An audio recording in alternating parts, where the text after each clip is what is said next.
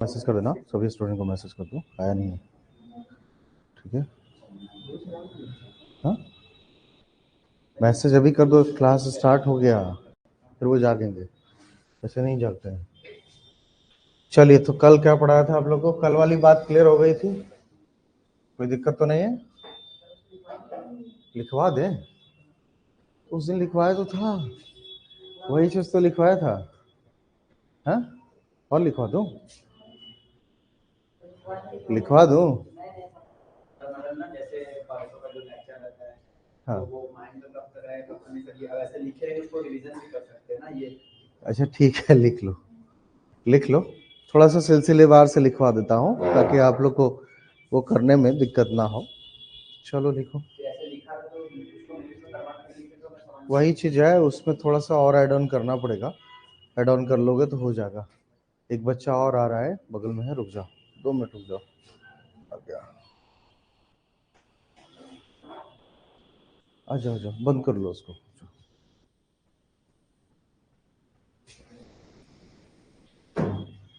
बैठ जाओ, चेयर टूटी है, दूसरी चेयर पे बैठ जाओ। कितने हो गए? ये ले लो, ये ले लो, ये ले लो।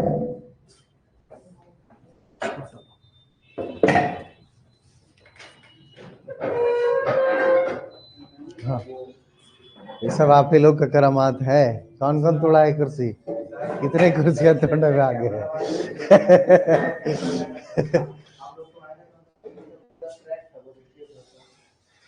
ये इतना कुर्सी तोड़ा गया है, ऊपर नीचे दोनों जगह पे वही हाल है। तुम लोग को नहीं कर रहे हैं, मतलब भाई जो भी बैठते हैं थोड़ा तरीका से बैठे, तब तो ऐसा होगा नहीं।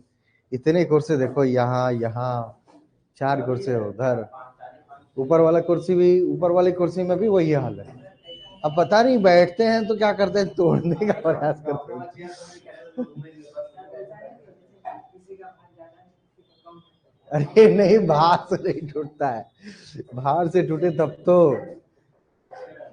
बड़ी बड़ी कोचिंगों में जाओ, दृष्टि वगैरह में भी जाओ, तो यही सब चेयर मिलेगा। हम लोग स्टैंडर्ड चेयर रखे हैं कि दोनों तरफ से आपका काम हो जाए, लिखने का। हाँ, राइट करने का ऑप्शन होता है ना, बाकी वाला में थोड़ा सा दिक्कत होता है, तो इसी वजह से मंगवाते हैं। चलिए ठीक है। तो कल मैं क्या क्या पढ़ाया था आपको कि 18वीं शताब्दी वाला पढ़ाया था ना। देखिए है क्या ना, मैं आपको बता दूं कि जैसे मॉडर्न टाइम का इतिहास जब शुरू होता है ना, तो मध्यकाल से जब आधुनिक काल में आते हैं, तो एक प्रकार से संक्रमण का काल है, ठीक है? उसको नहीं तो हम लोग प्रॉपरली कंप्लीट वे में मध्यकाल कह सकते हैं, और नहीं कंप्लीट वे में आधुनिक काल कह सकते हैं, क्योंकि मध्यकाल का एकदम अंत पार्ट और आधुनिक काल का जो शुरुआती पार्ट है, वो दोनों का जो फेज है वो लगभग 18वीं शताब्दी। तो ज़्यादातर जगह पे आपको तो ये चीज़ें नहीं मिलेगी, लेकिन फिर भी 18 सेंचुरी का डिबेट अगर आप पढ़े रहेंगे, तो जो यूपीएससी वगैरह सवाल पूछती, तो उस सवाल से आप अच्छे से जवाब भी दे पाएंगे। कई बार ये भी होता है कि इंटरव्यू वगैरह में भी देखा गया है, चाहे आप किसी भी विषय से, चाहे आप किसी भी विषय से भारत के इतिहास के बारे में अगर पूछ रहा है, तो हो सकता है कभी भी घूम फिर के चला जाए। तो इन सब चीज़ों से बढ़िया है कि ठीक है, हम लोग के बहुत ज़्यादा सिलेबस में नहीं, लेकिन फिर भी एक बार पढ़ लें तो कहीं ना कहीं वो आगे चल करके आपका काम ही आएगा। क्योंकि हिस्ट्री पढ़ना है तो कंप्लीट हिस्ट्री पढ़ें तो थोड़ा ज़्यादा बेटर रहेगा। अब आप लोग को लग रहा है कि मैं मॉडर्न टाइम्स से स्टार्ट कर रहा हूँ, एंशिएंट हिस्ट्री से नहीं स्टार्ट कर रहा हूँ। तो मैं कल ही बताया आप लोग को, अगर हमें कहोगे तो हम स्टार्ट कर देंगे एंशिएंट हिस्ट्री से भी, लेकिन मैं ये चाह रहा हूँ कि आप लोग का स्टार्टिंग का जो फोर्स है वो मेन वर्क में लगे। क्योंकि एंशिएंट पढ़ाऊंगा तो फिर मेडिवल जाते जाते तक काफी स्लो हो सकते हो आप लोग, एनर्जी चाह, और ये ज्यादातर स्टूडेंट करते हैं। इसकी वजह से प्रॉब्लम क्या होता है कि जब मॉडर्न हिस्ट्री पे आते हैं, जहाँ पे यूपीएससी क्वेश्चन पूछता है, वहां पे स्टूडेंट थोड़ा स्लो हो जाता है, तो उसकी वजह से दिक्कत होता है, और पूछता है मॉडर्न हिस्ट्री पे ही ज्यादातर। अब एंशिएंट हिस्ट्री की बात है, तो क्वेश्चन जहां से पूछता है, तो एंशिएंट हिस्ट्री की बात करें तो एंशिएंट हिस्ट्री में नहीं, ज्यादातर कल्चर्स में पूछता है, और वो भी कल्चर में मेनली हेरिटेज वगैरह है, उससे क्वेश्चन होता है।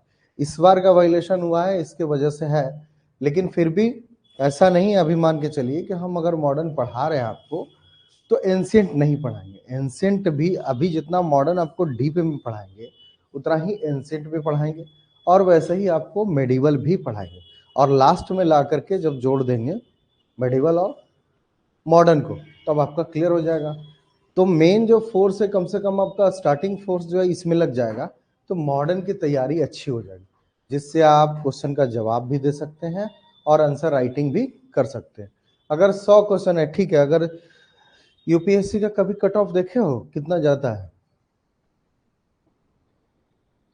मेंस का कट ऑफ, बताओ सर्विस देखे हो कितना? 900 परसेंटेज बताओ।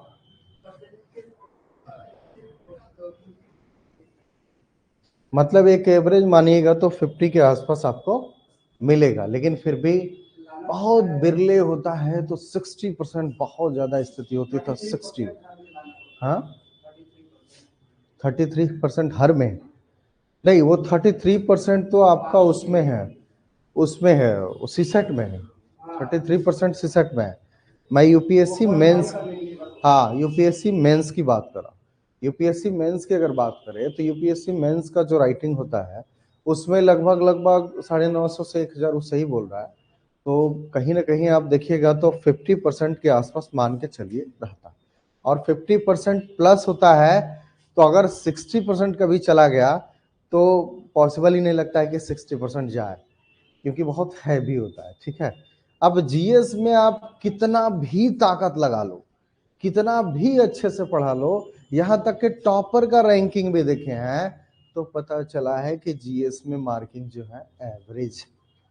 जीएस में कितना भी मेहनत कर लो मार्किंग आपकी लगभग लगभग एवरेज रहेगी। मेंस की जीएस का 4 पेपर है, वो अगर आपको कोई बढ़ा सकता है और टॉप लेवल पे ले जा सकता है तो एक है आपका ऑप्शनल और दूसरा है एसे। एसे भी बहुत इंपॉर्टेंट है। तो ये दो चीज, तो ध्यान यही रखना है कि आप कितना भी कर लीजिए। इसमें कई बार होता भी है क्या कि जिनका सब्जेक्ट है, जैसे मान के चलो किसी का हिस्ट्री सब्जेक्ट है तो एक पेपर हिस्ट्री का है तो उसका अच्छा चला गया हिस्ट्री, किसी का सब्जेक्ट इकोनॉमिक है तो इकोनॉमिक अच्छा चला गया, उस वजह से थोड़ा बहुत इधर उधर होता है। लेकिन फिर भी, हाँ लेकिन फिर भी जीएस का 4 पेपर में देखोगे तो वही ऑन एवरेज ही मार्किंग रहती है, उससे प्लस हो पाना बहुत मुश्किल। तो इसीलिए क्योंकि जीएस का चारों पेपर आप देखोगे तो फर्स्ट पेपर आप देख लो तो फर्स्ट पेपर उसमें क्या है, जीएस का फर्स्ट पेपर, जीएस का फर्स्ट पेपर में कौन कौन सा सब्जेक्ट है? मेंस का सिलेबस जो है थोड़ा सा ध्यान से रखिए, हिस्ट्री ज्योग्राफी और, हाँ और art and culture, art and culture. तो ये सारे सब्जेक्ट, तो इसीलिए मैं कह रहा हूं कि जो भी सब्जेक्ट है, दूसरे वाले पे बैठ जाओ, उसको हटवा देते हैं, 4 कुर्सी 5 कुर्सी हटवा देते हैं। ठीक है, तो वही कह रहा हूं कि अगर हिस्ट्री में भी, तो हिस्ट्री में भी फोकस करोगे, बहुत पढ़ोगे अगर, तो फिर वो जाकर के थोड़ा सा अगर बेटर परफॉर्म करोगे तो हो सकता है कि जीएस में ऑन एवरेज मार्किंग से प्लस थोड़ा बहुत हो सकता है आपका। ठीक है, ऐसे ही आप जैसे पॉलिटी है तो पॉलिटी भी अगर अच्छा है तो 2 सब्जेक्ट, एक हिस्ट्री और दूसरा पॉलिटी, क्योंकि हिस्ट्री पॉलिटी का लगभग लगभग हर जगह पे आपको मिलेगा, काम होगा। जैसे 4th पेपर जब पढ़ते हैं इथिक्स एंड इंटीग्रिटी का पेपर, तो उस पेपर में भी आपका हिस्ट्री और पॉलिटी काम आता है। ठीक है, तो ये 2 सब्जेक्ट जो है बहुत इंपॉर्टेंट सब्जेक्ट है, तो इस बात को ध्यान रखिएगा। अगर जीएस में आपको ज्यादा जलना है, अगर आईआर भी पढ़ोगे तो आईआर में भी वही मिलेगा, वर्ल्ड हिस्ट्री का कुछ पार्ट मिलेगा, और फिर आपका जो अभी शीत युद्ध वगैरह पढ़ाऊंगा तो शीत युद्ध के बाद से जो पूरा पढ़ाऊंगा वो आईआर में ही पूरा आएगा। तो कहीं ना कहीं ये सारी चीजें आपको जो पढ़ोगे, पॉलिटी और हिस्ट्री का पार्ट, 2 बहुत इंपॉर्टेंट सेक्शन है जो आपको जीएस को कवर कर सकता है। बाकी सेगमेंट ठीक है, अगर हिस्ट्री ज्योग्राफी की कहें तो ज्योग्राफी तो इम्पोर्टेंट है ही, क्योंकि विदाउट ज्योग्राफी का हिस्ट्री भी कहीं ना कहीं पॉसिबल नहीं होता है, तो उसके बिना तो चल ही नहीं सकते आप। और अगर इन्वायरमेंट पे अगर बात करें तो इन्वायरमेंट का थोड़ा सा बढ़ जाता है प्रीलिम्स में क्वेश्चन, इसीलिए भी क्योंकि जो फॉरेस्ट सर्विस का होता है वो फॉरेस्ट सर्विस का साथ में ही आपका एग्जाम होता है। उसके वजह से इन्वायरमेंट का सेक्शन का जो क्वेश्चंस है वो प्री में थोड़ा सा बढ़ जाता है। खैर ओवरऑल बात करें, अब आपको लिखवा देता हूँ कल वाला जो बात, कल जो पढ़ाया था वो लिखवा देता हूँ आपको। तो कल क्या था आपका 18वीं शताब्दी वाला ना, कि आधुनिक काल का। और स्टार्टिंग क्या लिखवाया था राहुल?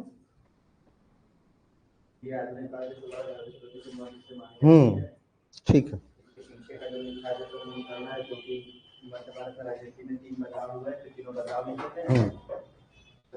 ठीक है, ठीक है, ठीक है, हो गया। अब लिख लो, आधुनिक काल की शुरुआत, रुक जाओ रुक जाओ, मध्यकाल का अंत, मध्यकाल का अंत, मध्यकाल का अंत एवं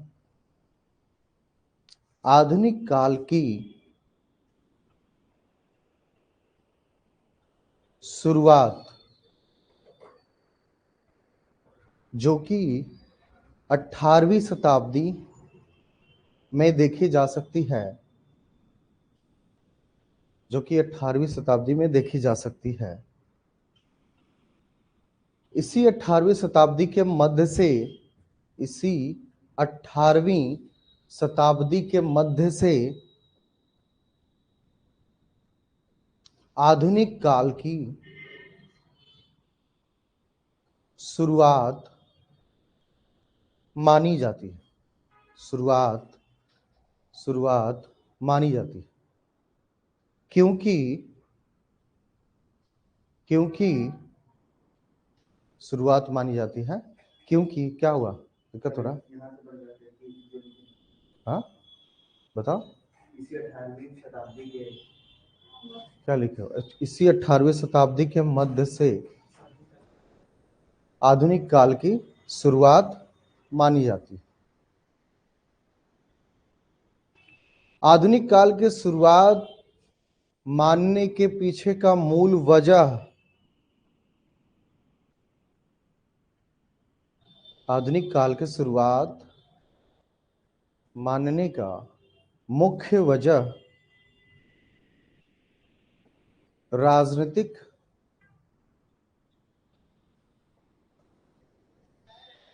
आर्थिक, सामाजिक एवं सांस्कृतिक परिवर्तनों को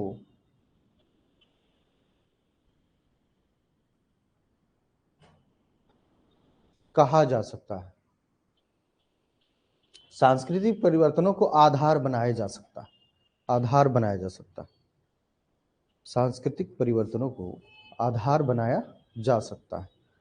इसमें अगर हम राजनीतिक बदलावों की बात करें, 18वीं शताब्दी के मध्य से, 18वीं शताब्दी के मध्य से राजनीतिक बदलावों को देखें, 18वीं शताब्दी के मध्य से राजनीतिक बदलावों को देखें, 18वीं शताब्दी के मध्य से राजनीतिक बदलावों को देखें तो तीन बड़े बदलाव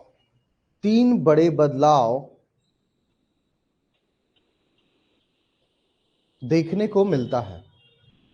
तीन बड़े बदलाव देखने को मिलता है, जिसमें पहला बदलाव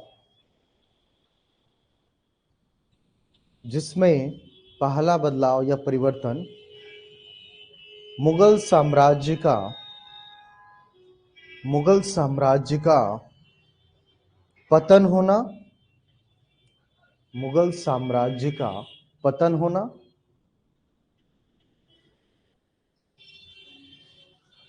दूसरा भारत में ब्रिटिश उपनिवेशवाद की स्थापना, दूसरा ब्रिटिश उपनिवेशवाद की स्थापना एवं नए उत्तराधिकारी या क्षेत्रीय राज्यों की स्थापना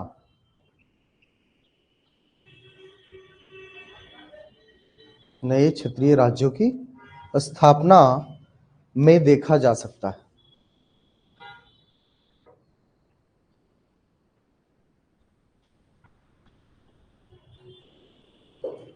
इसी प्रकार से पैराग्राफ चेंज कर लीजिएगा बाबू। देखो, आंसर राइटिंग का सबसे मूल मंत्र यही है, ध्यान रखना कि जब भी कोई चीज लिखो, कोई भी कहीं भी, चाहे विश्वविद्यालय का लिखो या फिर यूपीएससी का लिखो, कहीं भी चले जाओ, 4 से 5 लाइन से ज्यादा मत लिखना। 5वीं लाइन में हो सके तो उसको पैराग्राफ चेंज करना, ठीक है। और पैराग्राफ जब भी चेंज करना तो उसमें कहीं ना कहीं आपको तारतम्यता भी होनी चाहिए, जुड़ाव होना चाहिए, ठीक है। तो उसके लिए हम लोग क्या करते हैं, इसी प्रकार, और, क्योंकि, ये सब चीजें जो है ऐड ऑन करते हैं, ठीक है।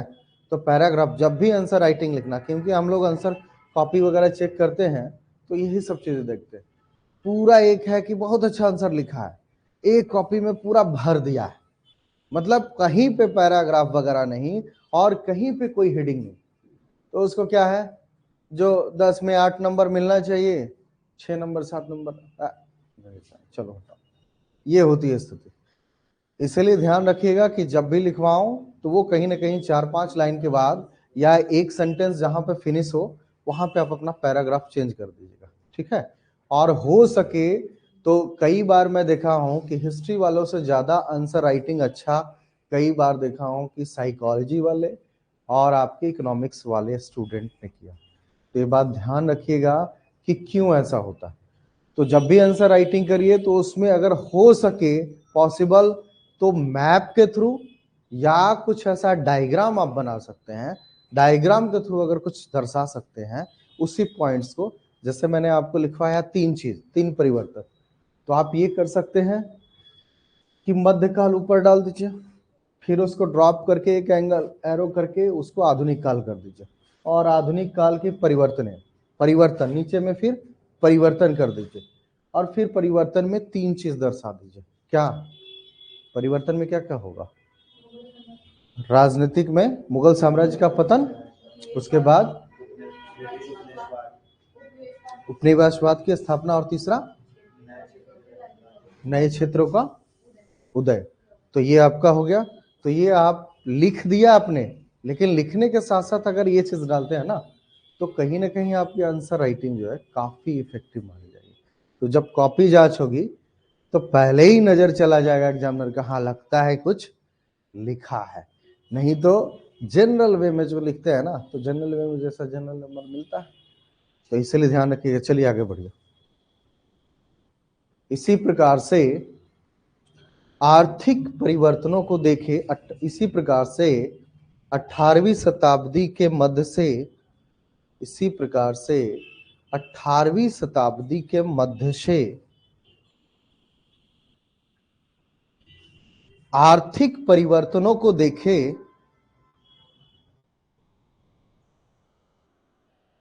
आर्थिक परिवर्तनों को देखें तो भारत में औपनिवेशिक शासन की स्थापना के साथ ही, भारत में औपनिवेशिक शासन की स्थापना के साथ ही एक बड़ा बदलाव तब नजर आता है,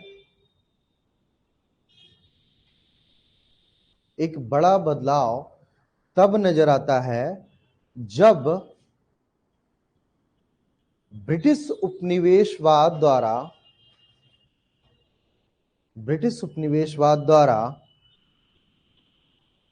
अपनी दोहनकारी नीतियों से दोहनकारी नीतियों से भारत की अर्थव्यवस्था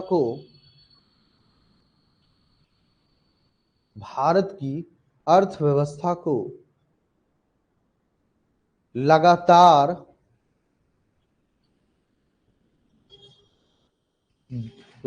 दोहन करते हैं, लगातार दोहन करते हैं, जिससे आगे चलकर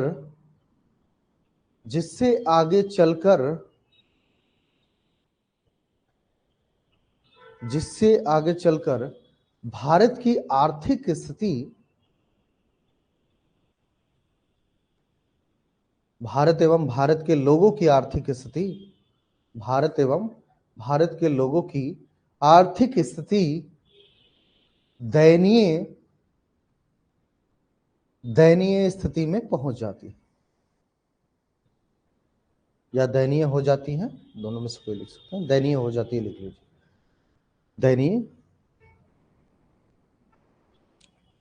हो जाती है। इसी प्रकार से पैराग्राफ चेंज करिए। इसी प्रकार से 18वीं शताब्दी के मध्य में, इसी प्रकार से 18वीं शताब्दी के मध्य से सामाजिक परिवर्तनों को देखें, सामाजिक परिवर्तनों को देखें तो सामाजिक परिवर्तनों को देखें तो समाज में कुछ नए वर्गों का उदय होता है, कुछ नए वर्गों का उदय होता है, जैसे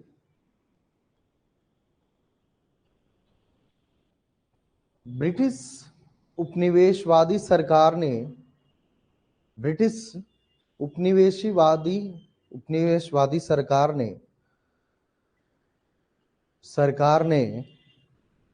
अपने कर संग्रहण के लिए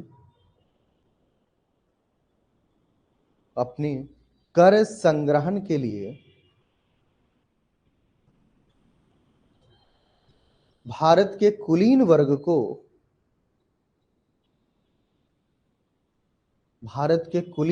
को जमींदार वर्ग में, कुलीन या अभिजात, कुलीन वर्ग को जमींदार वर्ग में परिवर्तित कर दिया,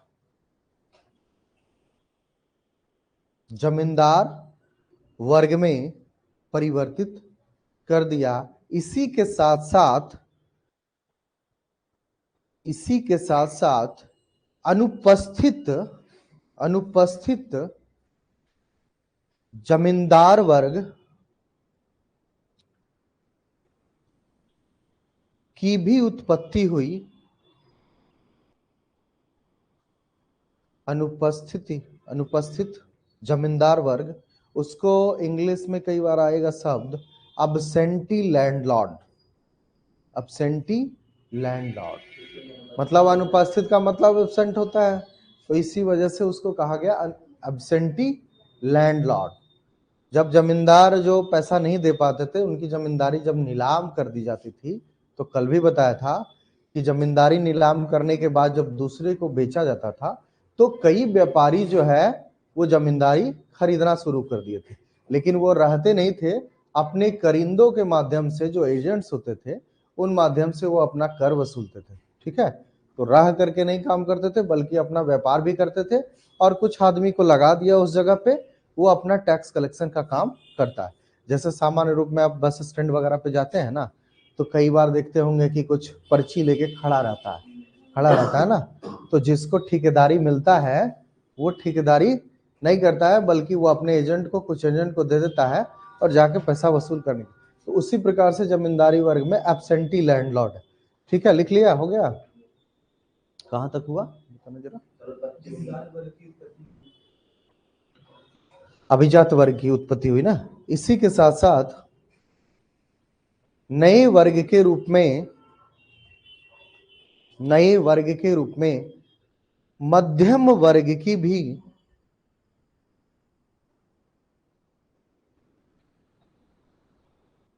मध्यम वर्ग की भी उत्पत्ति माना जाता है।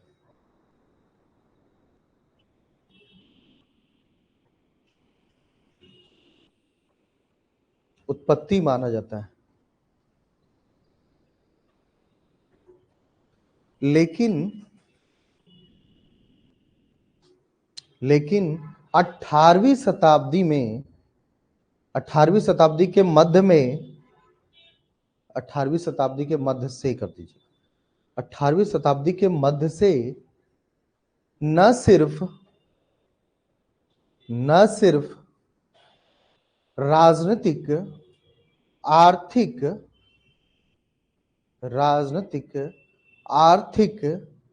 एवं सामाजिक क्षेत्रों में बदलाव मिलते हैं, सामाजिक क्षेत्र में बदलाव मिलता है, बल्कि सांस्कृतिक रूप से भी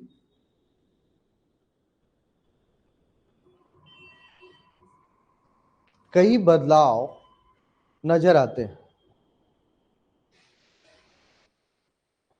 जैसे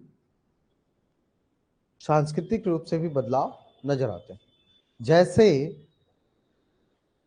नए क्षेत्रीय भाषाओं का विकास, कुछ नए क्षेत्रीय भाषाओं का विकास,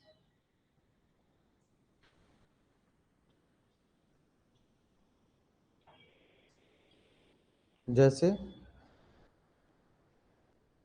हिंदी, उर्दू, पंजाबी, गुजराती एवं बंगाली। लेकिन न सिर्फ इन भाषाओं का विकास हुआ, न सिर्फ इन भाषाओं का विकास हुआ, बल्कि इन भाषाओं के विकास में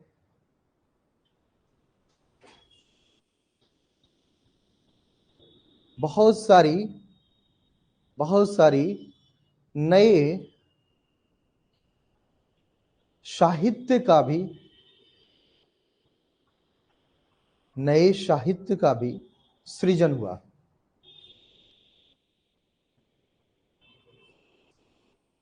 क्या हुआ? इन भाषाओं के विकास, क्या लिखवाया था? भाषाओं के विकास में बहुत सारी नए साहित्य, हाँ, भाषाओं का सृजन हुआ। जैसे होता है क्या कि जैसे नई भाषाएं जब आती है तो नई भाषाओं के लिए कहीं ना कहीं आप देखेंगे बहुत सारी किताबें भी लिखी गई है, तो उन भाषाओं का विकास कहीं ना कहीं साहित्य के सृजन के माध्यम से होता है।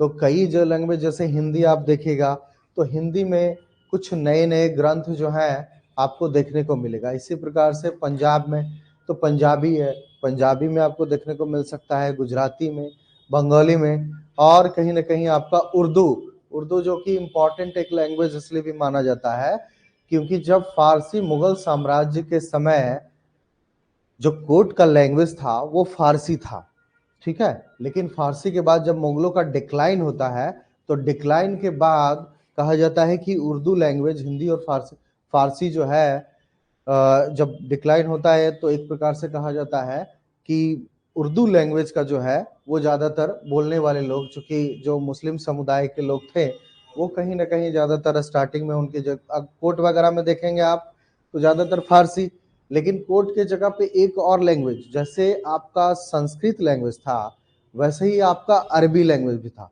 तो यहाँ पर आप अगर शुरुआत में एंशिएंट टाइम वगैरह में देखेंगे तो जैसे संस्कृत का बड़ा महत्व था, और आधुनिक काल में आकर के क्या हो जाता है, संस्कृत आज भी है, इतना महत्वपूर्ण है नहीं है ना, तो उसके जगह पे कौन आ गया, वो जगह कहीं ना कहीं आपका हिंदी ले लेता है।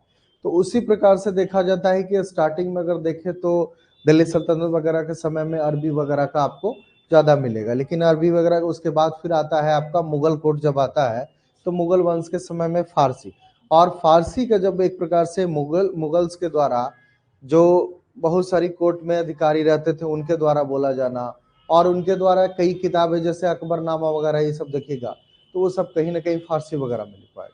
तो वो कहीं ना कहीं शासक से जो है वो प्रोत्साहन मिलता था। लेकिन अब जब शासक ही नहीं रहेगा तो प्रोत्साहन कौन देगा? तो वहां पे एक डिक्लाइन, जब मुगलों का डिक्लाइन होता है तो फारसी लैंग्वेज का भी डिक्लाइन होता है, और वहीं के बाद से फिर आपका एक लैंग्वेज जो चल पड़ता है वो उर्दू के रूप में नजर आता है। तो उर्दू ऐसे नहीं, उर्दू क्या सिर्फ बोल के चल सकते हैं? उस उर्दू के लिए कई साहित्य का भी रचना हुआ। तो इस वजह से देखा गया कि कई क्षेत्रीय जो भाषाएं हैं, इन क्षेत्रीय भाषाओं में बहुत सारी ग्रंथें भी लिखी गई है। तो जैसे आप बंगाल वगैरह के रीजन में आप देखिएगा, तो जो धार्मिक साहित्य है, उन धार्मिक साहित्यों का भी बहुत सारा जो है वो कई पोएट्स से, तो उन्होंने पोएट्री लिख करके बंगाली भाषा में कई धार्मिक ग्रंथों का क्या कहते हैं उसका, ट्रांसलेट करके बंगाली भाषा में अनुवाद करके भी उन्होंने लिखना शुरू किया। तो इस प्रकार से देखें तो कल्चरल सेक्टर भी जो है ना, अब अगर और थोड़ा सा आगे बढ़े, तो जब ब्रिटिशर्स आते हैं तो वेशभूषा में भी देखिएगा, तो वेशभूषा में भी आपको कई बदलाव नजर आता है। ये वेशभूषा आपको अगर देखना है तो एक बड़ा बदलाव जो आपको नजर आता है, तो जब भी जो यूरोपियन कंपनी आए हैं, उन कंपनियों ने अलग अलग टाइम पीरियड में चेंज किया। जैसे अभी पुर्तगीज के बारे में मैं पढ़ाऊंगा, तो पुर्तगालियों का जो सबसे ज्यादा कल्चरल चेंजेस आपको अगर नजर आएगा भारत में, तो वो है गोवा का क्षेत्र। क्योंकि गोवा में जो लोग थे पहले, वहां पर जब पुर्तगीज का स्थापना होता है, पुर्तगाली शासन का स्थापना, एक प्रकार से शासन चलता है, तो वहां पर देखा जा सकता है कि एक बड़ा कल्चरल बदलाव। क्योंकि ज्यादातर वहां पर जो मंदिरें थी, उन मंदिरों को चेंज करके चर्च बना दिया गया, और चर्च बना दिया गया तो वहां के वजह से, उसके वजह से, और चूंकि आप देखिएगा तो अल्बुकर्क जो था, अल्फांसो डी अल्बुकर्क जो था, तो वो अल्बुकर्क की पॉलिसी ही थी कि कैसे पुर्तगालियों की जो है संख्या बढ़ाया जाए। तो पुर्तगालियों की संख्या बढ़ाने के लिए वह विवाह को प्रोत्साहन देने लगा कि भारतीय महिलाओं से विवाह अगर करेगा पुर्तगाली, तो पुर्तगाली करने के बाद उसकी संख्या जो है वो बढ़ेगी, और चूंकि पुर्तगाली और भारतीय महिलाओं से उत्पन्न होगा तो वो कहीं ना कहीं किसके प्रति लॉयल होगा? पुर्तगालियों के प्रति। तो इस प्रकार से एक पॉलिसी ही पूरी चलाई गई। तो इसमें काफी हद तक उसको सफलता भी मिला, और जब सरकार ही इस बात को बढ़ावा दे रही थी, इसके वजह से आपका पूरा जो गोवा का इलाका है, उस गोवा के इलाके में ज्यादातर आपको ईसाई जो है, पहले रिलीजन कौन सा था? हिंदू धर्म का था, लेकिन वही रिलीजन चेंज होकर के ज्यादातर कन्वर्टेड आपको मिलेंगे ईसाई के रूप में। उनका वेशभूषा वगैरह भी, आपको खान पान के तरीका भी बहुत सारा जो है वो बदलाव मिलेगा। इस पे एक मेरा आर्टिकल पब्लिश हुआ है यूरोपियों के आगमन पे, जो कर्नाटक क्षेत्र है, उसमें कर्नाटक क्षेत्र में ही कहीं ना कहीं गोवा वगैरह का इलाका पहले था। तो उस इलाके में आप देखिएगा तो कैसे एक बड़ा बदलाव आता है, उस पर मैंने आर्टिकल लिखा है, एमपीजी से छपा भी है, उसमें देखना ऑफिस में होगा। खैर चलिए, आज की टाइम कितना हो गया? 9:45, लिखवाने में ही समय चला गया। चलिए पुर्तगालियों के बारे में पढ़ लेते हैं। तो सिलेबस में एक तो क्लियर हो गया, 18वीं शताब्दी आधुनिक काल क्लियर हो गया। तो कोई डाउट है राहुल? कोई डाउट तो नहीं है? तो 18वीं शताब्दी का डिबेट क्लियर हो गया। तो डिबेट में जब भी आपसे 18वीं शताब्दी के बारे में पूछा जाए कि क्यों आधुनिक काल कहा जाता है, तो राजनीतिक, आर्थिक, सामाजिक एवं सांस्कृतिक परिवर्तनों को बता सकते हैं। क्लियर हो गया? अब इसके बाद एक वीक जो आपकी लगभग लगभग क्लास चलेगी, वो क्लास होगा यूरोपियंस के आगमन, और उसके बाद कैसे यूरोपियंस के द्वारा पूरे भारत में अलग अलग टाइम पीरियड में कैसे भारत को कैप्चर करने का प्रयास किया गया, नियंत्रण करने का प्रयास किया गया। उस दौरान कई युद्ध भी होते हैं। तो उन सब चीजों का जो है हम लोग अध्ययन करेंगे।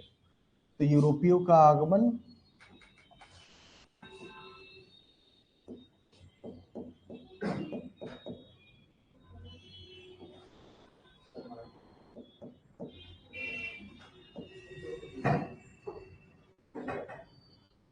है ना?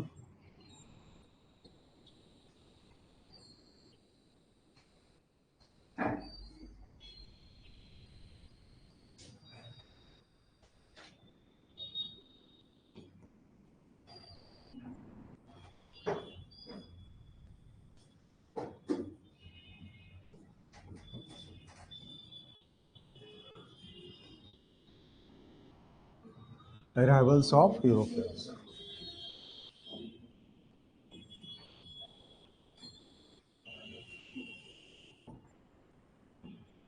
भारत आगमन लिख लीजिएगा, ठीक है। अब ये यूरोपियों का भारत आगमन अगर देखें तो कौन कौन यूरोपियंस के बारे में पढ़ना है। मेनली जो फर्स्ट जो आता है वो पुर्तगाली, पुर्तगाली, ठीक है। और दूसरा पुर्तगाली के बाद डच। लास्ट में डच जो इतना परेशान कर देता है ना पुर्तगाली को, बड़ा एक ऐसा भी समय आता है जब पुर्तगाली अपने आप को बहुत शक्तिशाली शुरुआत में नजर आते हैं, और जिस गोवा को बर्बाद करता है और जिस गोवा पे पूरा एक प्रकार से कैप्चर करता है, उसी गोवा के शासक से अंतिम समय में जब डचों से हारने वाला होता है, उस अंतिम समय में गोवा का शासक जो है वो साथ देता है, कर्नाटक का शासक जो है वो इसको साथ देता है पुर्तगाली को, तब जाकर के थोड़ा बच पाता है। ये स्थिति हो गई थी पुर्तगालियों की। डच और उसके बाद ब्रिटिश, ब्रिटिश, ब्रिटिश के बाद फ्रेंच, डेनिस। डेनिस बहुत छोटा है, पढ़ाऊंगा। तो मेन मेजर आपका यही है, 1 2 3 4, 4 मेजर है। ये दोनों लड़ेगा और फिर ये दोनों लड़ेगा। अंतिम जीत जीत किसकी होगी? इसका जीत होगा, ठीक है। तो ये पूरा इसके बीच में तो अच्छा खासा युद्ध हुआ ही है। इन दोनों के बीच में भारत पे अधिकार करने के लिए युद्ध हुआ है, ठीक है। तो अंततः जो है वो 3 युद्ध होता है, जो कि आपका एंग्लो फ्रेंच वार के नाम से, एंग्लो ब्रिटिश और फ्रेंच, एंग्लो फ्रेंच वार के नाम से फेमस होता है। तो ये तीनों भी हम लोग पढ़ेंगे। तो चलिए पुर्तगाली है, तो ठीक है, क्लियर हो गया। देखिए सिलेबस की बात करें तो सिलेबस में आपका स्टार्टिंग जो लिखा हुआ है वो मॉडर्न इंडियन हिस्ट्री लिखा हुआ, ठीक है। कल भी दिखाया था आप लोगों को क्लियर, लेकिन मॉडर्न हिस्ट्री को वो डिफाइन जो है नहीं किया है, ध्यान रखिएगा।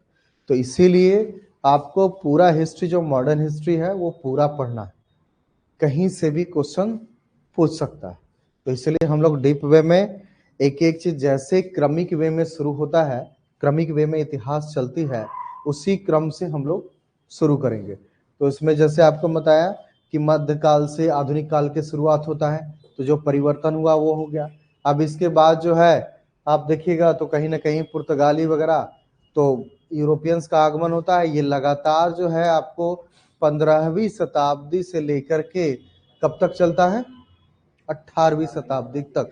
ये 300 साल लगभग लगभग चलता है। तो इसीलिए जब आपसे पूछ दिया जाता है या कह दिया जाता है कि भैया ब्रिटिशर्स आए और यूरोपियंस आए, उन्होंने तो शासन कर लिया, लेकिन शासन इतना, भारत पे शासन करना इतना आसान भी नहीं था। लंबे समय तक उनको संघर्ष करना पड़ा। और अंग्रेजों में, ब्रिटिशर्स में एक बहुत बड़ा जो गुण था कि कुछ भी हो जाए, हम कितना बार भी हार जाएं, लेकिन अपनी होप नहीं छोड़े, ठीक है। ये ब्रिटिशर्स का बहुत बड़ा गुण था, जो इसको एक बड़ा साम्राज्य जो है आगे चल करके दिया था। तो ये कितना भी हार जाता था किसी से, फिर प्रयास करता था, तो हार नहीं मानता था। ये जो है ब्रिटिशर्स का एक बड़ा सीख नजर आता है। वो कितना भी हार गया औरंगजेब के सामने, मतलब इतना शक्तिशाली शासक, उसके सामने भी ब्रिटिशर्स नहीं छोड़े, उसका जहाज को ही लूट लिया। उसी को जहाज को लूट लिया तो कहा अच्छा तुम मेरे जहाज को लूटोगे, अच्छा सबक सिखाया। तो उसको अच्छा सबक सिखाने के बाद भी जब मना कर दिया कि नहीं अब तुमको नहीं देंगे, फिर दोबारा जो है ब्रिटिशर्स गया और भेंट करने, और कुछ लेकर के कि भैया अब मान जाओ, ठीक है हमसे गलती हो गई, अब मान जाओ। तो फिर दोबारा जो है वो कहता है कि ठीक है अब व्यापारी वर्ग है, कुछ गलतियां हुई छोड़ दो, उसके बाद फिर अनुमति दे देता है। शायद अनुमति देखा जाए ना दिया होता, तब क्या होता? ध्यान रखिएगा, इतिहास का थोड़ा सा बढ़ता हुआ जो पैमाना है वो काउंटर फैक्चुअल हिस्ट्री है, ठीक है। तो काउंटर फैक्चुअल हिस्ट्री में आपको टाइम और घटना दोनों को क्या किया जाता है, चेंज कर दिया जाता है, और चेंज करके उसका जो इम्पैक्ट है वो इम्पैक्ट देखने का प्रयास किया जाता है। तो ये दृष्टिकोण जो है हिस्ट्री में चल चुका है। हालांकि अपने आप में हिस्ट्री जो होता है वो विदाउट फैक्ट के हिस्ट्री नहीं होता है, लेकिन इसी को बिना फैक्ट के बेस पे, कल्पना के बेस पे कोई इतिहास नहीं लिखी जाती है। लेकिन काउंटर फैक्चुअल हिस्ट्री अब इसलिए भी चल पड़ा है क्योंकि कुछ ऐसे परिणाम जो इतिहास को सही दृष्टिकोण से मापा जा सकता है, उसके लिए कहीं ना कहीं ये चीजें देखी गई। जैसे आपको काउंटर फैक्चुअल हिस्ट्री में किसको पढ़ाया था?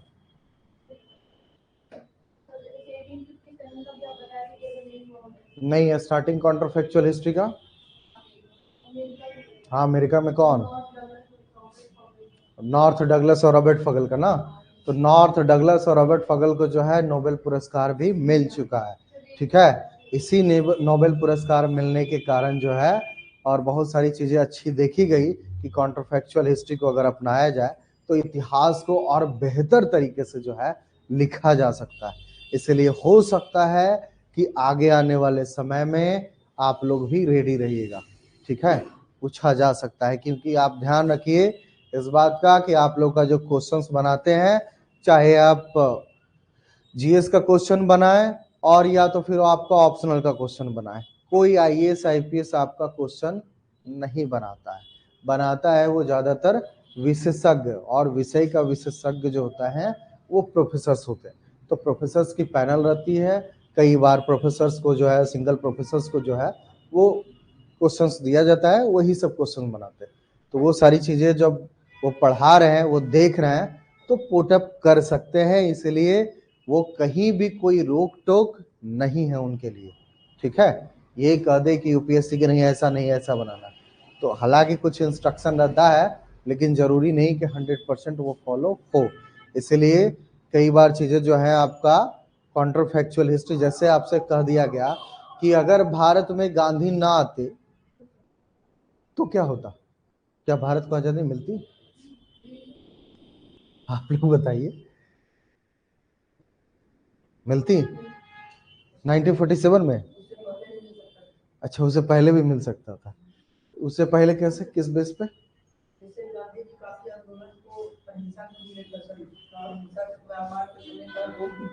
हाँ,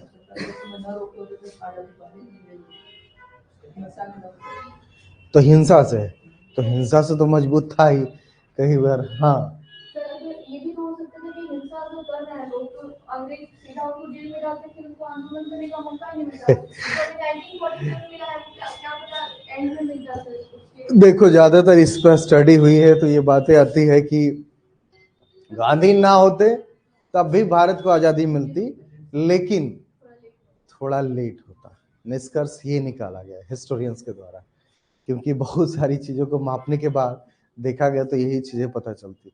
अगर 1857 का आंदोलन ना होता तब भारत कब आजाद होता? क्या वाकई में 1947 में आजाद होता? तो ये सब क्या है, व्यक्ति को हटा दिया, पहले क्या हुआ, गांधी को हटा दिया आंदोलन से, उसके बाद उसका इम्पैक्ट देखना शुरू किया। तो ये सब काउंटर फैक्चुअल हिस्ट्री में ही आता।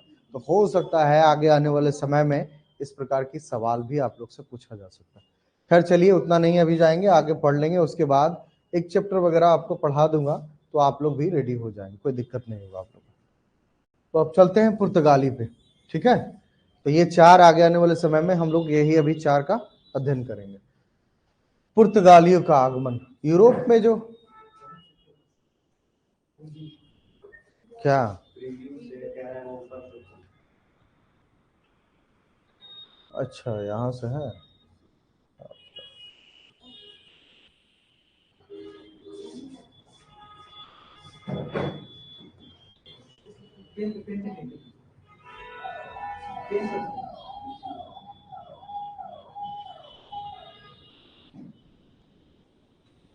चलो। तो पुर्तगालियों के बारे में अगर जाने,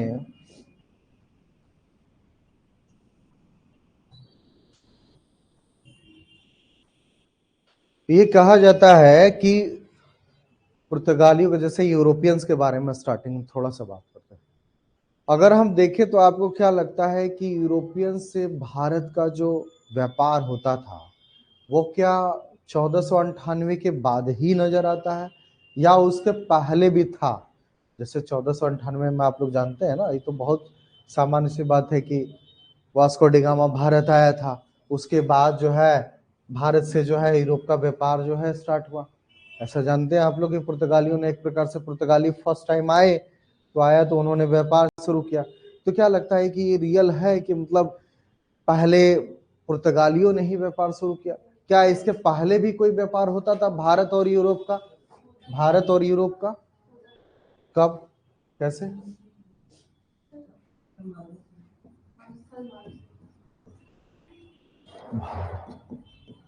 स्थल मार्ग से, और उससे नहीं होता था?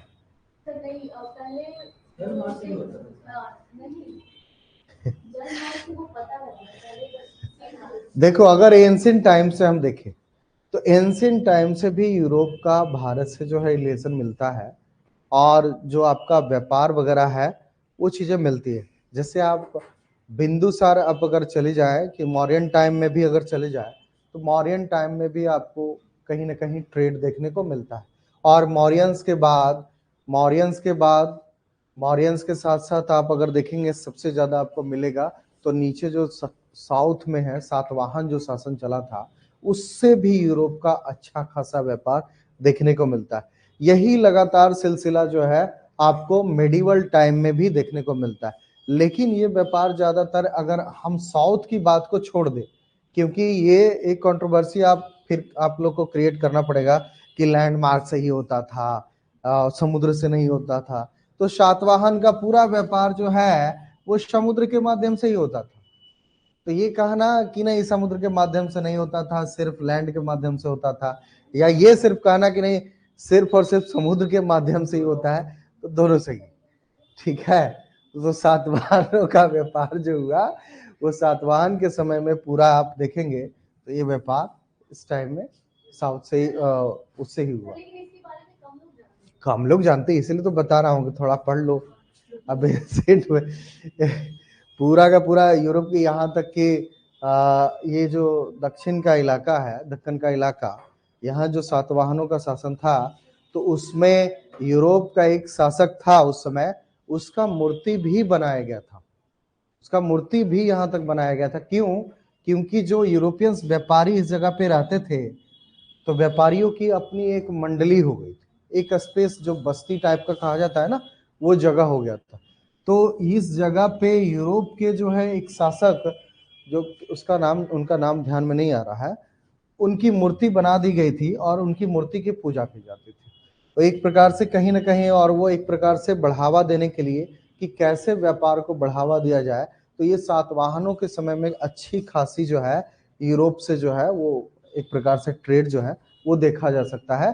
क्योंकि दोनों शासक ये चाहते थे कि यूरोप वाली सामान जो है, जैसे आपने सातवाहनों का सिक्का के बारे में सुना है?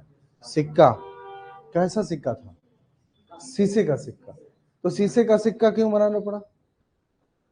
शीशे का सिक्का, शीशा होता था क्या भारत में? भारत में शीशा, भारत में शीशा, शीशा आता कहां से था? यहीं से आता था। ठीक है, हाँ। तो वो आप देखिएगा तो बहुत सारी जो ट्रेड वगैरह, उस समय भी आपका मसाले वगैरह का व्यापार होता था। ऐसा नहीं कि उस समय मसाले का व्यापार नहीं होता, उस समय भी मसाले का व्यापार। तो अगर साउथ इंडिया चूंकि समुद्र के पास ही है तो जो भी व्यापार होता था इसी के माध्यम से। अगर इधर भी आप देखेंगे साउथ ईस्ट एशिया वगैरह भी देखेंगे तो साउथ ईस्ट एशिया में भी आपका जो है व्यापार समुद्र के माध्यम से हुआ। लेकिन ये तो साउथ इंडिया का। अब अगर एंशिएंट टाइम में जाएं तो एंशिएंट टाइम में तो चीजें मिलती है।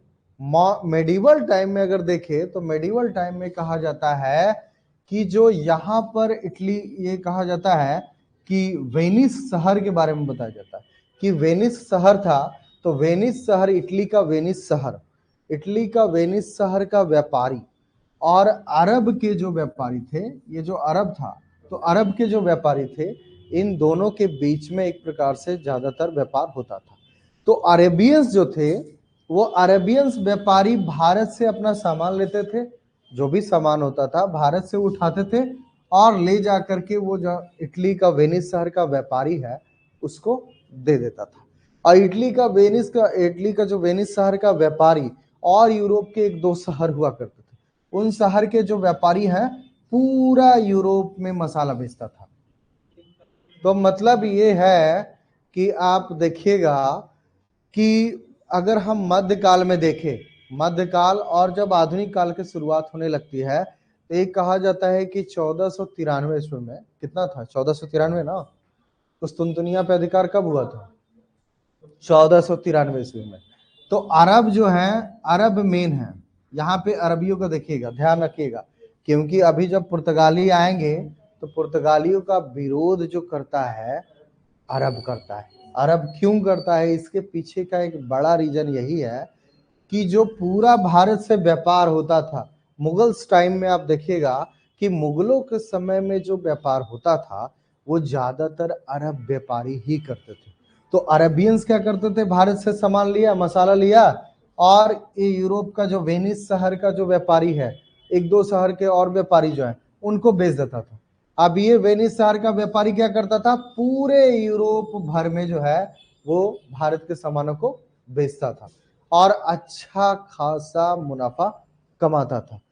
इस बात को यूरोप वाला पुर्तगाल को देखे तो पुर्तगाल ने कहा कि ये जो मसाला है, मसाला आ कहां से रहा है।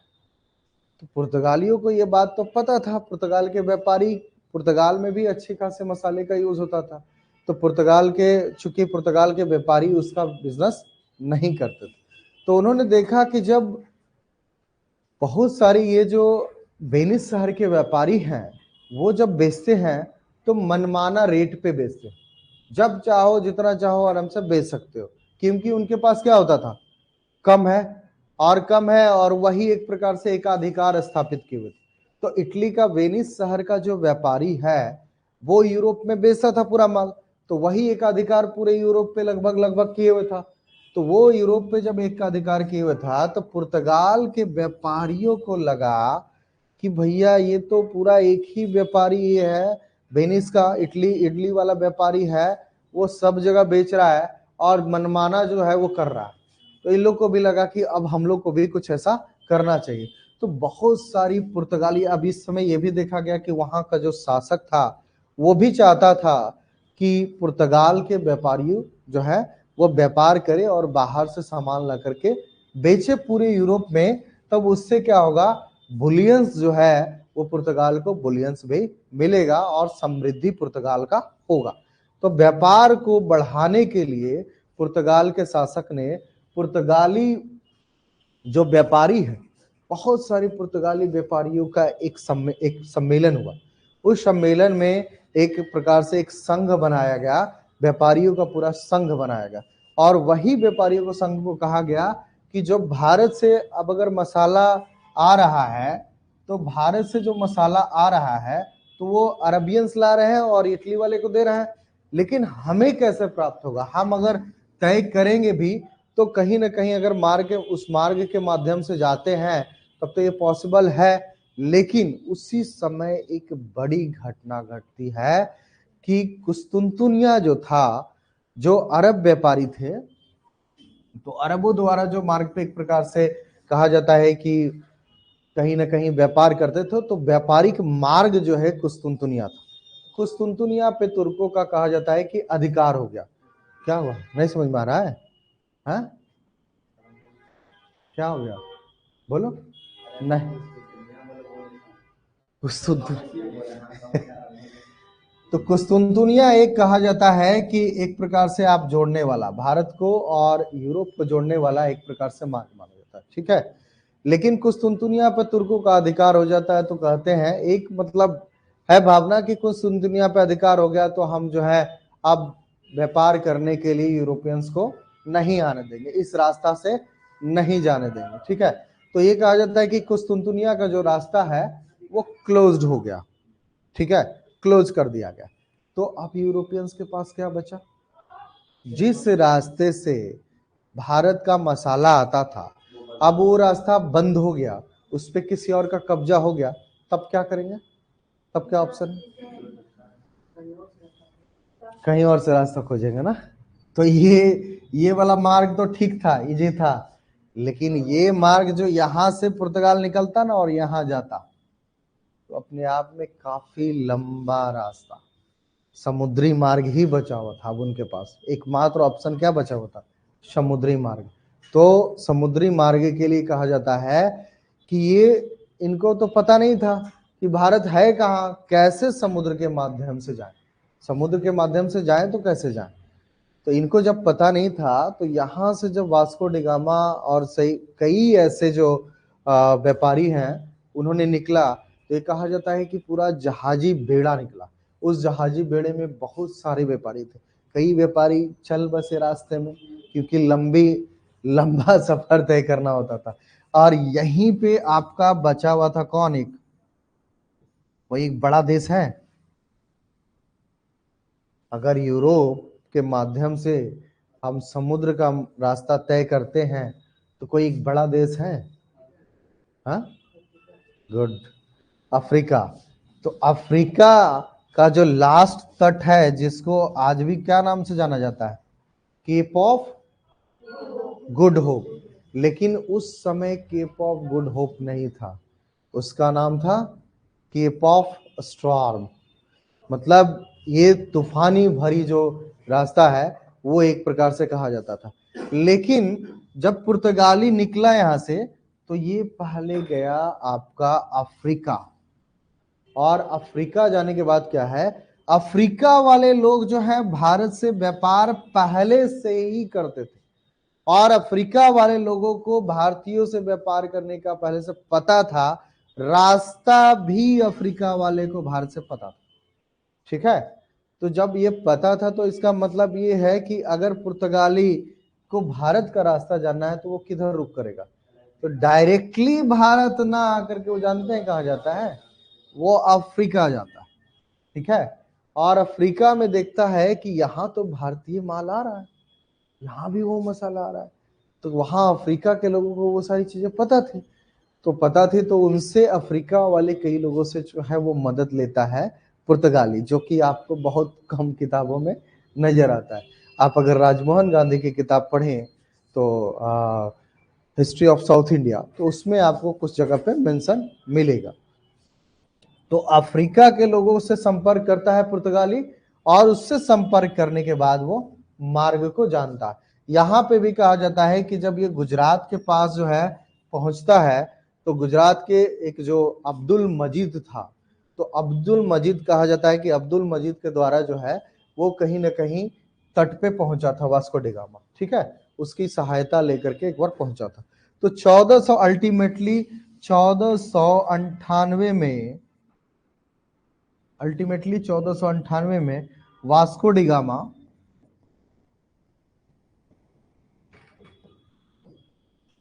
कालीकट के तट पर पहुंचता है और भारत पहुंचने में सफल होता है।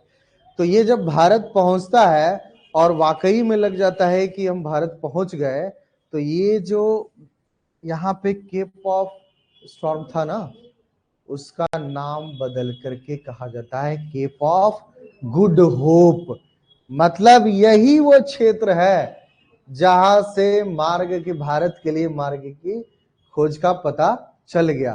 तो एक जो खुशहाली होता है ना यूरोपियंस के बीच में और पुर्तगाली के बीच में, तो पुर्तगालियों में बहुत जश्न मनाया जाता है कि अब हम लोगों ने भारत का मार्ग खोज लिया। ठीक है, भारत की खोज नहीं किया, भारत का मार्ग खोज किया। लेकिन लूसेंट टाइप की बुक में क्या लिखा जाता है? भारत की, भारत की खोज कैसे करेगा? भारत पहले से नहीं था क्या?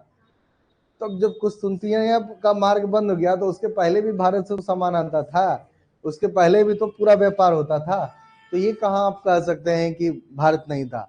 तो ये कहीं ना कहीं आप लोग को पहले पढ़ाया गया होगा, लेकिन वो छोटे छोटे जो बुक्स होते हैं ना, उसमें जनरली लिख दिया जाता है, लेकिन ऐसा है नहीं। तो क्लियर है ना? आप कैसे कह सकते हैं कि भारत की खोज हुआ? आप ही बताओ, भारत क्या पहले नहीं था? तो ये मार्ग की एक प्रकार से खोज हुआ। तो ये केप ऑफ गुड होप इसी वजह से इसका नाम भी जो है रखा गया, क्योंकि इसी जगह से भारत का जो है एक प्रकार से कहा जाता है कि असल जो जल मार्ग है वो पता चल गया था। और जब ये 1498 में वास्को डिगामा पहुंचा कालीकट पे, तो अरब के व्यापारी जिनको पता था कि ये अब आ गया है, तो कहीं ना कहीं हमारा जो व्यापार है वो चौपट हो सकता, ठीक है, क्योंकि वहां पर एकाधिकार किसको प्राप्त था भारत के ज्यादातर व्यापार पे? अरबियंस जो है वही ज्यादातर व्यापार करते थे, मसाला ले जाते तो हर जगह बेचते थे। लेकिन अब अगर इस मसाले को डायरेक्टली यूरोपियंस ले लेगा, पुर्तगाली ले लेगा, तब फिर वो अरेबियंस का प्रभाव कम होगा। हुआ भी वही। अब अरेबियंस ने क्या किया, वास्को डिगामा पे अटैक भी किया, लेकिन वास्को डिगामा ने उसका जवाब दिया। और अंततः ये कहा जाता है कि जो राजा यहाँ का कालीकट का जो राजा था जमोरिन, जमोरिन कोई नाम नहीं है, ध्यान रखिएगा। कई बार क्वेश्चंस में पूछा जा सकता है कि क्या कालीकट का राजा जमोरिन कोई नाम है या उपाधि है? तो ध्यान रखिएगा, नाम उसका बहुत लंबा है, कुछ और नाम है। उपाधि जो है वो जमोरिन है। जमोरिन एक उपाधि है, ठीक है, जमोरिन जो है वो उपाधि है। तो कालीकट जैसे ही वास्को डिगामा जब पहुंचता है, तो राजा जमोरिन जो है उसका स्वागत करता है।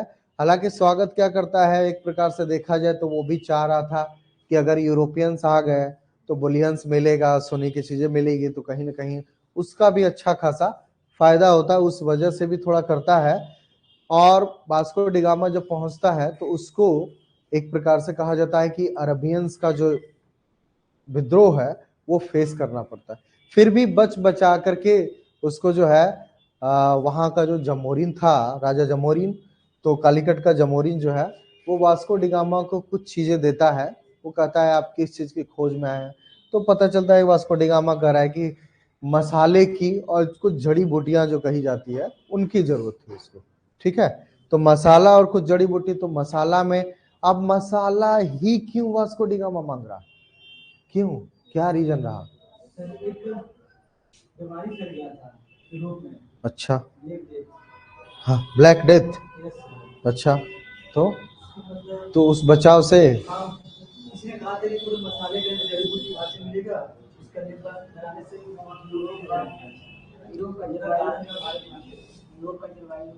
हाँ, मसालों के, हाँ, तो जरूरत क्यों था, जरूरत क्यों था, मसाले की जरूरत क्यों थी? हैं? ठंडी जलवायु। मांस जो होता था ना, जैसे कई दिनों तक मांस उनको रखना होता है, तो आज भी देखिएगा, हम आप लोग के घर में भी अगर मांस वगैरह बनता होगा, उनको देखिएगा कि अगर दूसरे दिन तक रखना है तो हल्दी का लेप लगा के, कुछ मसाले का लेप लगा के उसको रख दिया जाता है, ठीक है। तो यूरोप में क्या होता था कि उस समय फ्रीजर, सुनो, फ्रीजर सिस्टम आज के जैसा नहीं था वहां, ठीक है, फ्रीजर होता तो इतना जरूरत नहीं पड़ता। तो फ्रीजर नहीं था, तो उसकी वजह से अगर मांस रखना भी था, तो मांस को सुरक्षित रखने के लिए जब मांस को मसाले से लेप कर लगा करके रखा जाता है ना, तो वो ज्यादा दिन तक चलता है। और उसके साथ साथ जब खाते हैं तो उसमें जो कुछ स्वाद, जैसे आप खाएं ऐसे ही मुर्गे का टांग ले लें और डायरेक्टली खाएं तो अच्छा नहीं लगेगा, लेकिन उसमें काली मिर्च और मिर्च वगैरह छिड़क के खाएं तो बड़ा मजा आएगा। नहीं, नहीं खाते होंगे उनके लिए तो बेकार लग रहा होगा, जो खाते होंगे उनके मुंह में पानी आ गया होगा। तो यही चीज था, वो बहुत ज्यादा इसमें कोई बड़ी सोच नहीं है। ज्यादातर यूरोप की जलवायु ठंडी जलवायु थी, तो उस वजह से वहां के लोग जो है मांस रखते थे। तो मांस को सुरक्षित रखने के लिए और मांस को स्वादिष्ट बनाने के लिए, दोनों चीजों के लिए मसाले की जरूरत थी, वो इसी वजह से। और साथ में यह भी नहीं, यह तो एक रीजन है कि मसाला लेने आया, लेकिन वास्को डिगामा को अगर ये पता ना होता कि अगर आर्थिक इकोनॉमिकल हित ना होता, तो क्या पॉसिबल था कि सिर्फ मसाले के लिए आता? अगर मसाला सस्ता मिल गया होता, इसका व्यापार क्या मतलब था? कोई मतलब था नहीं। लेकिन बता तो दिया जाता है आप लोग, बस वहां यूरोप में जो है मसाले की डिमांड इसलिए थी कि मांस को सुरक्षित रखना और स्वादिष्ट रखना, इसीलिए वास्को डी गामा आया और कालीकट से लेके गया। लेकिन इसमें एक बड़ा इकोनॉमिक रहस्य ये छिपा हुआ है कि जब वास्को डी गामा यहां से मसाला जो ले गया, उसको जब बेचा यूरोप में, तो 60 गुना अधिक, 60 गुना अधिक कीमत पर बिका। ठीक है, वो भी कैसे? यहां से आने जाने का खर्च जो है वो निकाल दें आप, यहां से आने जाने का खर्च है वो निकाल देने के बाद भी 60 गुना प्रॉफिट हुआ। अगर 1 रुपए का मसाला यहां खरीदा है तो यहां पर कितने में बिकेगा? 61 रुपया। अच्छा, और एक्सपेंडिचर कहाँ गया आने जाने का?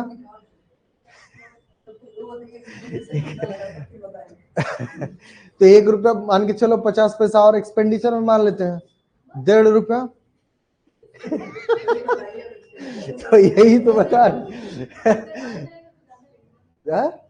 अच्छा, आने जाने का ज्यादा लगेगा, मतलब 1 रुपया और मान लेते हैं, जितना का खरीदे उतना लग गया। ऐसे कहा जाता है जितना का बाबू नहीं उतना का खिलौना। हालांकि कितना मतलब गलत है, बाबू का कोई कीमत हो सकता है क्या? खिलौने से कीमत बता दिया।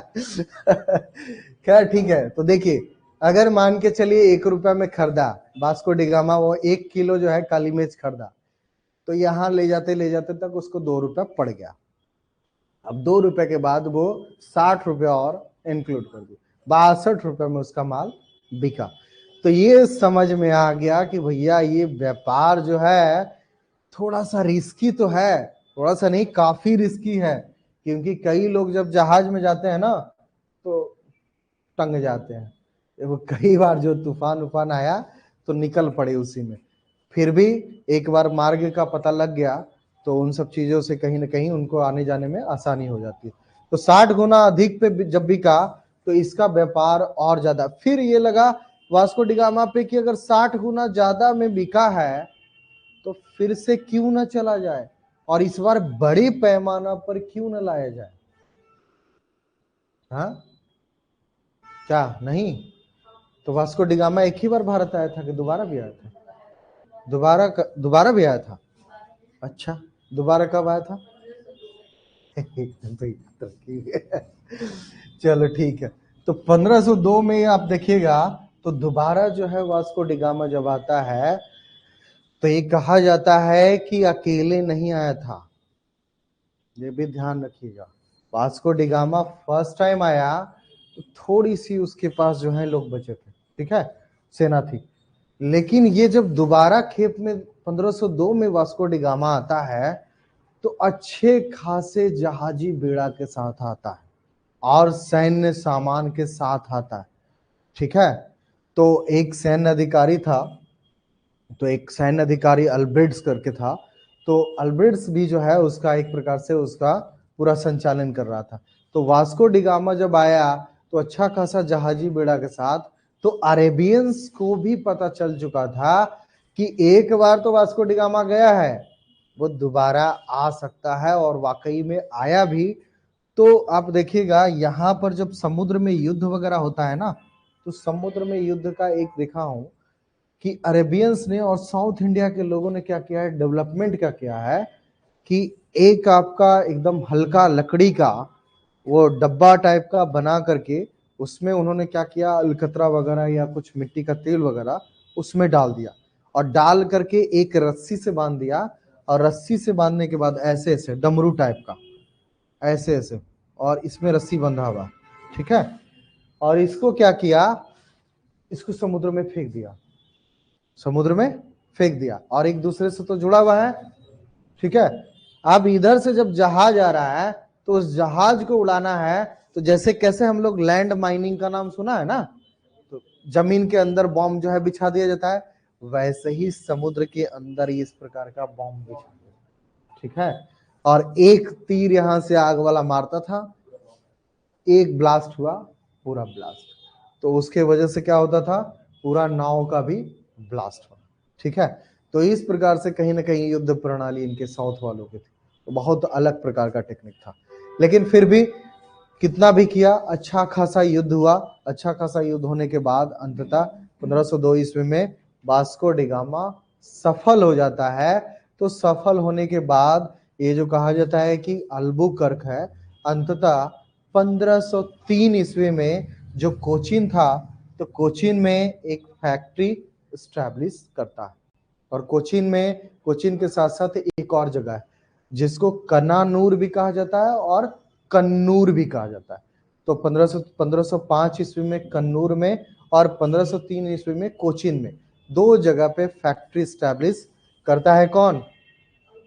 अल्बुकर्क, जो कि पुर्तगाली एक प्रकार से कहा जाता है, पुर्तगालियों की सेना का जो है वो नायक के रूप में अल्बुकर्क आया था। ठीक है, तो 1503 ईस्वी में एक कोचीन में, लिख लीजिए आप लोग, 1503 में कोचीन और 1505 में कन्नूर, लिख लीजिए। कनानूर भी लिखे मिलेगा आपको और कन्नूर भी मिलेगा, तो कंफ्यूज मत होइएगा। 1505 में पुर्तगाली factory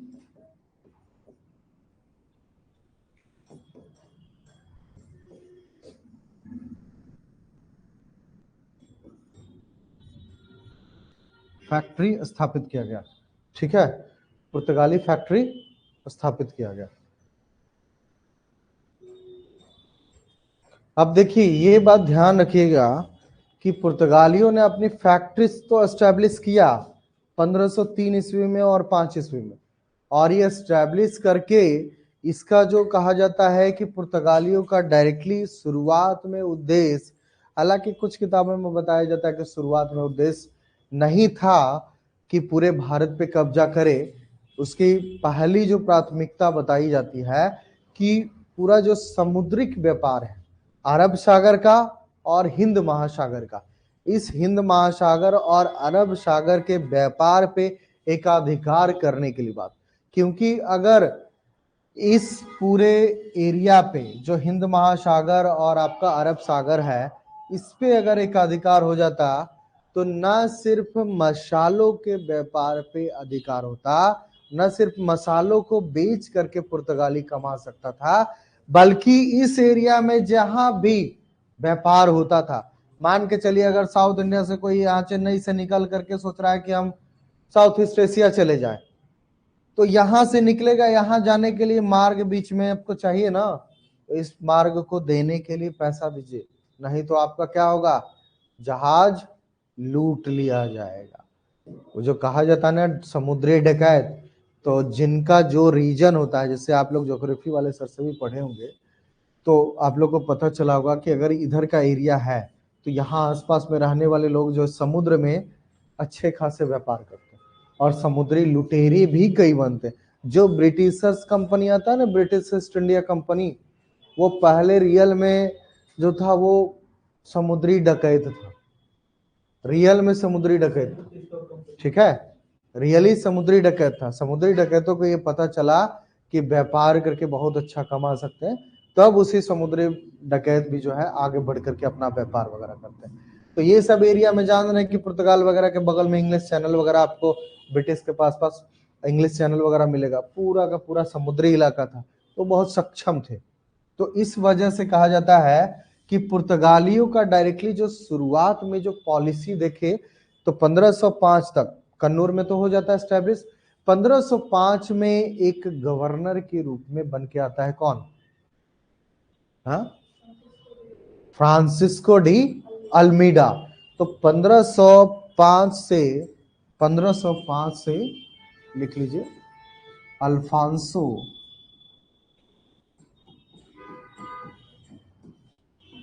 D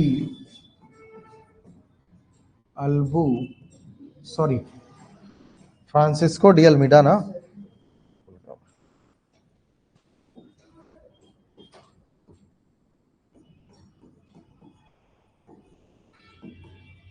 Francisco de Almeida,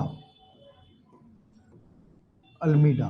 ठीक है, ये गवर्नर रहा है 1505 से 909। ठीक है,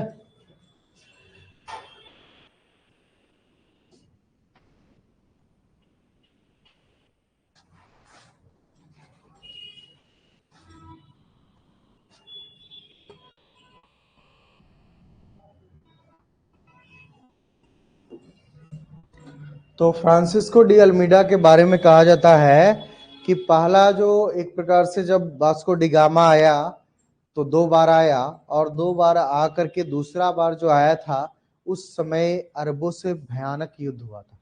उन अरबों से जब भयानक युद्ध हुआ तो उस युद्ध में कहीं ना कहीं पुर्तगाली जीत गए, और पुर्तगाली जब जीत गए तो फिर उन्होंने उनको व्यापार करने में सुगमता हासिल हुई, और ये कहा जाता है कि 1503 ईस्वी में अंततः कोचिन में, और 1505 ईस्वी में कहाँ, कन्नूर में, इन दोनों जगह पे अपनी फैक्ट्री एस्टैब्लिश कर दिया। अब एस्टैब्लिश कर दिया तो ये चाहेगा कि आगे भी बढ़े, इसका साम्राज्य आगे भी बढ़े, तो इसी के लिए कहा जाता है कि फ्रांसिस्को डी अल्मीडा को 1505 ईस्वी में यूरोप से, पुर्तगाल से जो है भेजा गया। ठीक है, अब ये आया तो इसको शासन करना है अब।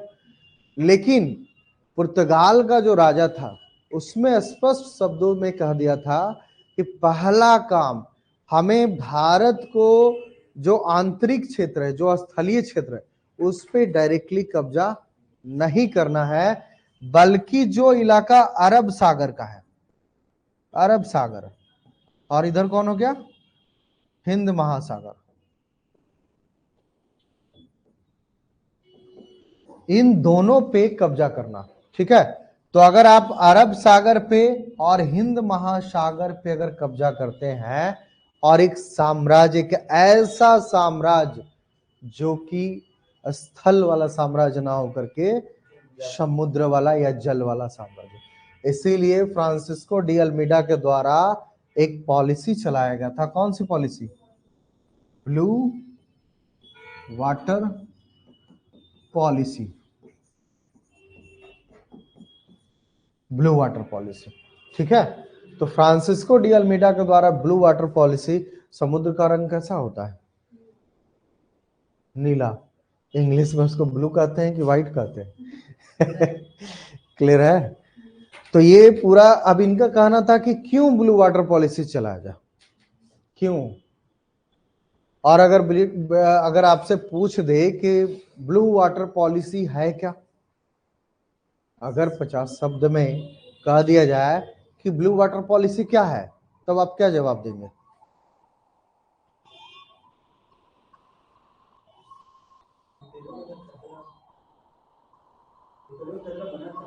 खतरा बना था?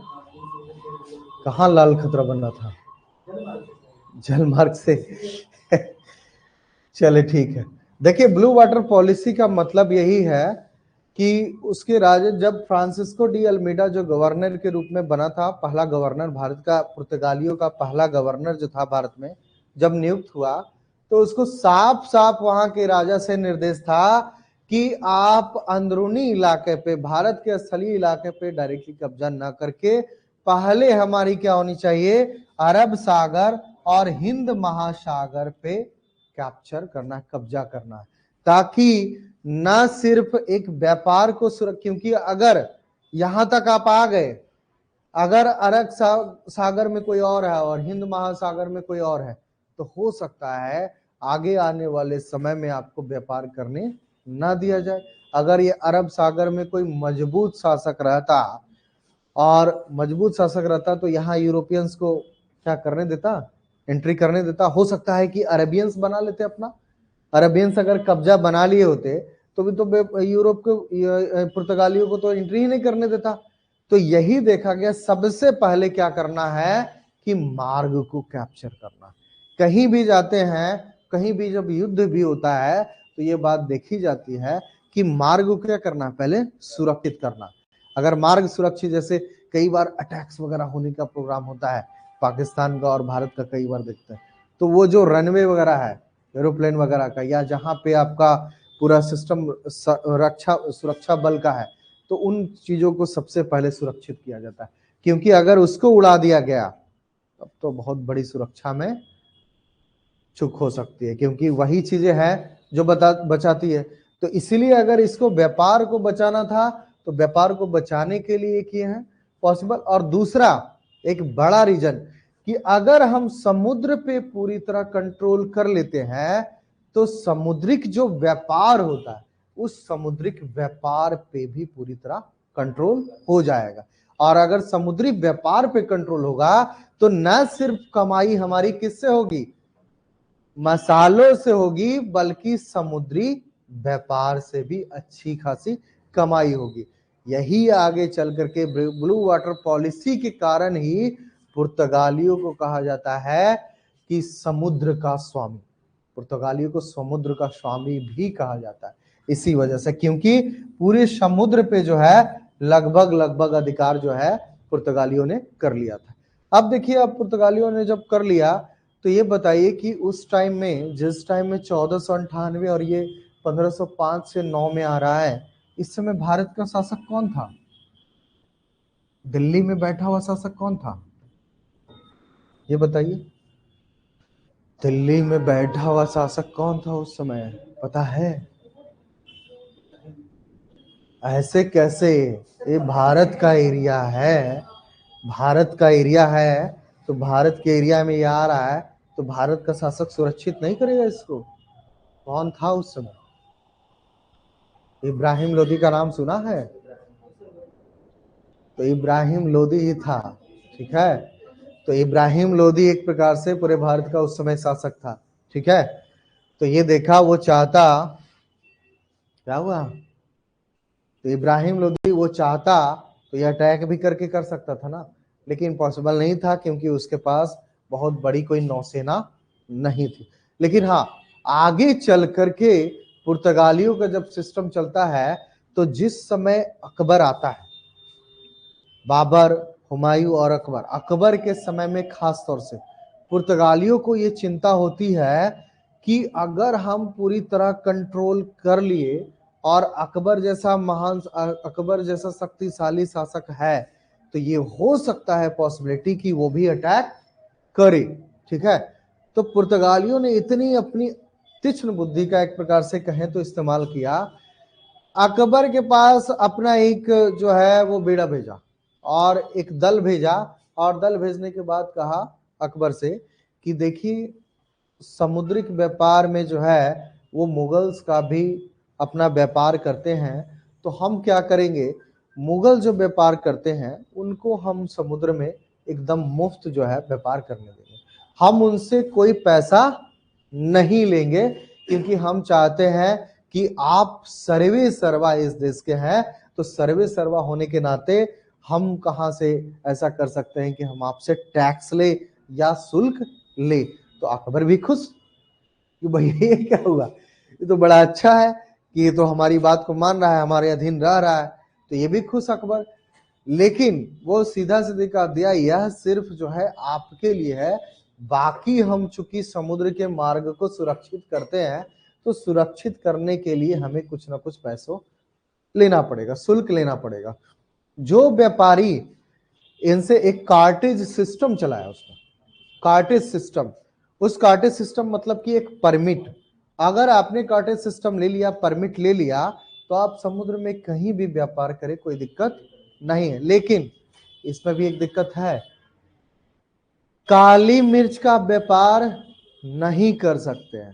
कार्टेज व्यवस्था में काली मिर्च के व्यापार को मना ही कर दिया गया था।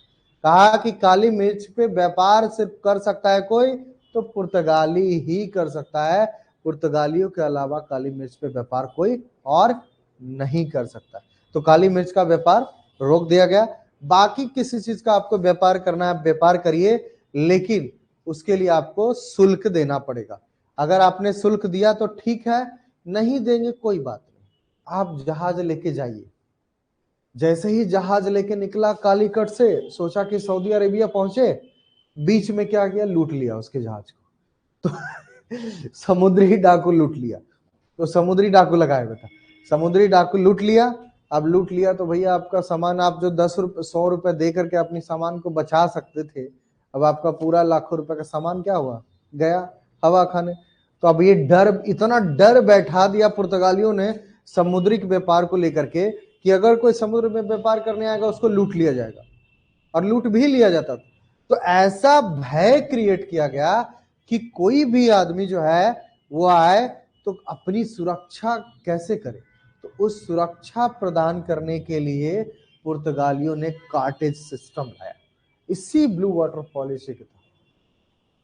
तो आगे चल करके एक कार्टेज सिस्टम लाया परमिट, कि अगर आप परमिट लेते हैं तो हमारी सेना जो है आपके जहाज के साथ साथ जाएगी और कोई भी लुटेरा आपका जहाज को नहीं लूटेगा। तो व्यापारियों को भी लगा ये तो अच्छा सिस्टम है, नहीं तो ऐसे जाए तो हमारा तो सामान ही पूरा लूट ले, क्या व्यापार करेंगे। तो उससे बेटर है कि पुर्तगालियों को 100 रुपए का शुल्क दे दो और उनसे परमिट ले लो। तो भैया उनके साथ साथ आपके जहाज के बेड़े के साथ साथ उनका भी जहाजी बेड़ा, सैन्य जहाज बेड़ा आपके साथ चलेगा, सुरक्षा देगा। तो आपकी जहाज जहां से पहुंचना चाहिए माल वहां पहुंच जाएगा। तो पुर्तगालियों का भी अपना काम हो गया और उनका भी काम हो गया। तो देखा कैसे गेम खेला। तो इस समुद्र पे पूरा, इसीलिए कहा जाता है इस ब्लू वाटर पॉलिसी के कारण आगे चल करके इसी को, क्योंकि जो पुर्तगाली आए थे तो इन्होंने देखा कि समुद्री मार्ग पे अगर कंट्रोल कर लिए तो सबसे ज्यादा फायदा है, और प्लस जो है एक जो हमारा एक अधिकार स्थापित है उससे तो मुनाफा हो ही रहा है। तो इसी वजह से पुर्तगालियों को कहा जाता है समुद्र का स्वामी, ठीक है, क्योंकि पूरी समुद्री मार्ग पे हिंद महासागर, अरब सागर और हिंद महासागर पे पुर्तगालियों का कैप्चर हो जाता है। आगे चल करके भी आप देखिएगा कि और भी दूसरे शासक के बारे में, इसके गवर्नर के बारे में पढ़ाऊंगा। तो अगला जो शासक आता है अल्बुकर्क, सॉरी कौन आया, अल्मीडा अल्बुकर्क। तो अल्बुकर्क क्या करता है, इस पॉलिसी को चेंज करने का प्रयास करता है, और चेंज करके अब चूंकि अरब सागर और हिंद महासागर पे तो कैप्चर हो ही चुका था और मसाले पे भी कैप्चर हो चुका, तो महत्वाकांक्षा इतना अधिक था कि अब यहीं तक नहीं रुकना है, अब एंट्री करना है कहाँ, भारत के अंदर भी राज्य स्थापित करना। तो ये सवाल जो है डिबेटेबल है, कई बार डिबेट्स होता है हिस्टोरियन के बीच में कि क्या यूरोपियंस आए तो उन्होंने सिर्फ व्यापार करने आया था, सिर्फ व्यापार करने, तो कई किताबों में मिल जाएगा हाँ व्यापार करने आया था। लेकिन स्टार्टिंग में ही आप देखेंगे तो पुर्तगालियों का जो फ्रांसिस्को डी अल्मीडा था, तो उसी समय कहा जाता है कि आपको भारत में एक राज्य स्थापित करना है, पुर्तगाली राज्य स्थापित करना है। तो कई डिबेटेबल टॉपिक है, उस पर हम लोग नहीं जाएंगे, लेकिन बस ये ध्यान रखिएगा कि समुद्र का स्वामी के रूप में किसको कहा जाता है, पुर्तगालियों। क्लियर हो गया। अब कल आऊंगा तो थोड़ा सा आपको लिखवा दूंगा, ठीक है राहुल। और कुछ पूछना है, समय ज्यादा हो रहा है।